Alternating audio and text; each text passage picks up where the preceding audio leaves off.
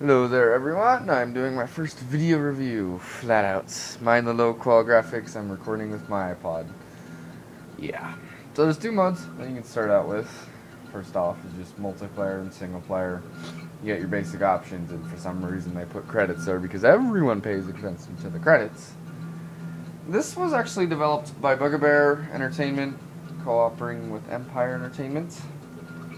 Bandai Universal also had a part in this. It was developed in 2002, released in 2002. So yeah, let's get to playing it. This is the first in the series. There's sort of four. There's Flatout, Flatout 2, Flatout 3, Destruction, and Flatout 4-ish, Ultimate Carnage. Although Flatout 3 was never actually released as a physical game to buy. It never actually got out because they went out of business before they produced that game, even though Ultimate Carnage was after. So it was a game in progress, but it never really came to be. But you can download it off of Steam if you really want it. So there's the three basic modes, which is Time Trial, which is driving around trying to beat your lap. Quick Race, which is just, do whatever you want, quick, get into the game. And then there's Career Mode. Career Mode gives you a set amount of money to start with, and you go and you get three classes. I've finished the game, but you can do Bronze class, which is your basic easy class, Silver class, which is, silver, and then Gold class, which is your best. And then you got the side ones, which are bonus. Bonus are a combination of 6 stunts, including all these random ones, 3 demolition derbies, which are each different little sand pits and stuff, and then there's the 3 extra tracks, which Super Roundabout is it's just a circle. They called it Super Roundabout without putting super in front of it and make it fun. It's not. It's stupid. This is Crash Alley, which gives you the real feel of what Flatout's supposed to be meant. And the Circle of 8, it never really works because there's never enough people to make it work. You never actually hit each other. You just kind of jump over each other or have near misses. It's really doesn't work as good as it does. It should. So to start off as well, this is recording on my this is my 360, my Xbox that I'm using, not my 360, my Xbox, my regular Xbox.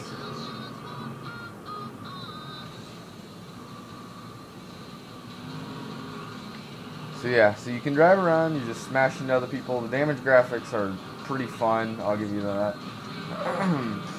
As you can see, your car can easily be trashed. But the only thing that does get on my nerves sometimes is how loose the steering is. The handling is never really in effect. It's just kind of like, well, wait a minute. You can easily get around any of these corners with any car you want. It doesn't matter what car you have. Your car is incredibly easy to turn.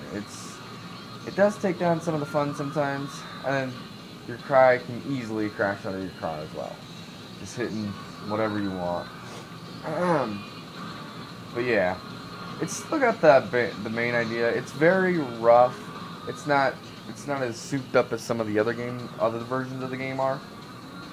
It's all the cars are designed as a derby class car. There's no really nice, good looking cars like muscle cars. Each of these cars are just that. I mean, they're divided up into classes and stuff, but they're really not that different looking. I mean, this is the most powerful car, which, it gives you horsepower and how much it weighs off to the side there on the price, but it never actually gives you any real stunts, like stats. That's your horsepower and how much it weighs. Those are the two things that you get. So like I was saying with the bonus, there's these stunts there, which each are different. There's darts, classic darts, bowling, high jump, long jump, clown, which is your classic reenactment of the carnival game where you throw someone through the actual little boards or whatever. The basis idea of this is to take your driver and hurl him through the windscreen/windshield into whatever insane stunt that's actually physically possible. Your guy will easily be dead after this, and that's my TV freaking out. This is incredibly hard too because you have no way of aiming your guy. It's kind of whatever direction your car is going in. If it's going this way, it's going to go that way. Not to mention your car starts off at a really stupid angle. I don't get that at all. And then the ramp is not even a ramp. It's a kind of like this weird hill thing. So it's like, wait a minute. So yeah. Ethan, you have that one song that was on the computer up there? Nope, I do not have that song. That's my little brother changed. So yeah, as you can tell, if you just like hit the wrong angle, that's what happens to your car. And you can actually drive off around this without failing. So there's a multitude of events that you can do without failing. It's pretty sad. Another thing is that the cars are, you can't destroy your car except for the demolition derby, which kind of sucks. Because I'm used to being able to like, okay, well, on my stunt I can like smash my gun. Failed? How was it a fail? It was not a fail. So yeah.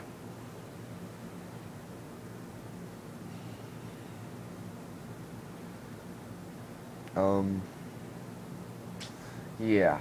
This is my first time doing this, so I'm not very good at it. One of the things that I like about this version of darts better than the other one is that in both Flatout 2, Flatout 3, and Flatout Ultimate Carnage, the targets are predetermined, which I guess you can see makes it a bit harder because you can actually guide your guy, but with this one, the targets aren't predetermined, so you're actually playing darts. You're not just like trying to hit somewhere. It's really retarded. So you shoot your guy. It's so much harder than you think. And I haven't actually figured out the scoring system for this game. I know you throw your guy at the dartboard, but in what order you get points for hitting the dartboard, I don't know. Fudge. And then the meter on the right, as you can see with my speedometer, that's not how high you shoot your guy. That's how powerful you shoot your guy. So, in essence, if your car's not pointed up, your guy's not gonna go up. So it's kind of like, wait a minute, really? That was also another little tweak. Oh yeah, and I got 30 points for that, even though I hit closer to the middle and I got 1 point. I haven't figured that out. Yeah. So, there's, the stunts are just, that's what this game is coined for, is the stunts. They're really fun. It's really quite amusing to throw your guy out of a car. Once again, I got 3, and I don't even know how I got 3. Okay. The stunts they're very fun. They've got some really neat qualities if you're into hurling your guy through a windshield at random objects. Yeah. And then we have the racing class, which is made up of 4 to 5 little, like, types. You got your circuit area, you got your woodland area, there's the construction area, you get your farmlands area, and finally your ice area, which my favorite is the ice area because that weather type is actually taken out later on in the game. You really don't, and later on in the game, you really don't get that sense of feeling that there's actual like different types of weather. It's all basically like summer, springish type. It's really never this type. Another thing I want to quote on the racing, other than the really loose turning, and it's even worse here, is that the roadside objects, not very many. I mean, there's a lot offside the road, but actually on the road, there really is nothing that has like fallen down or something.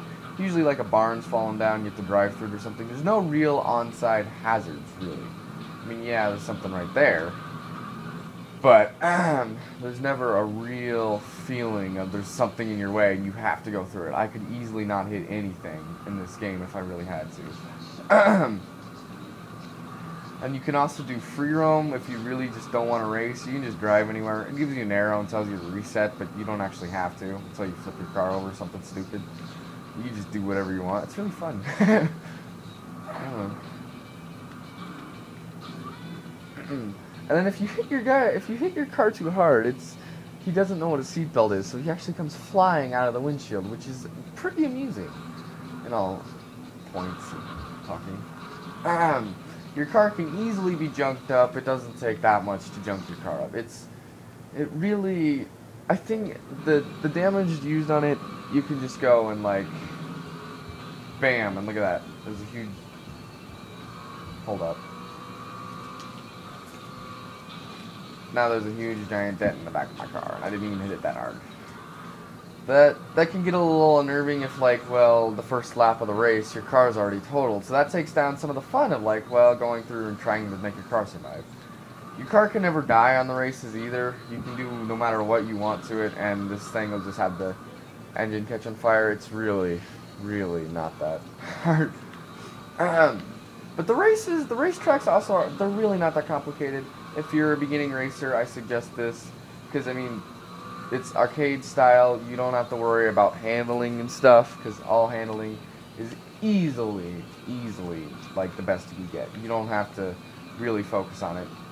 It's loose, it's easy to turn, nothing real hard for the pros. So, yeah.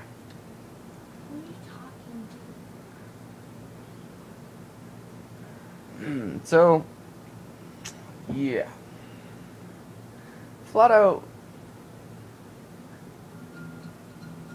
1 overall is a really fun game. I enjoy it purely just because of the stunts and stuff. I mean, the demolition derbies, I'll give them credit, these are pretty fun. They've got some neat things.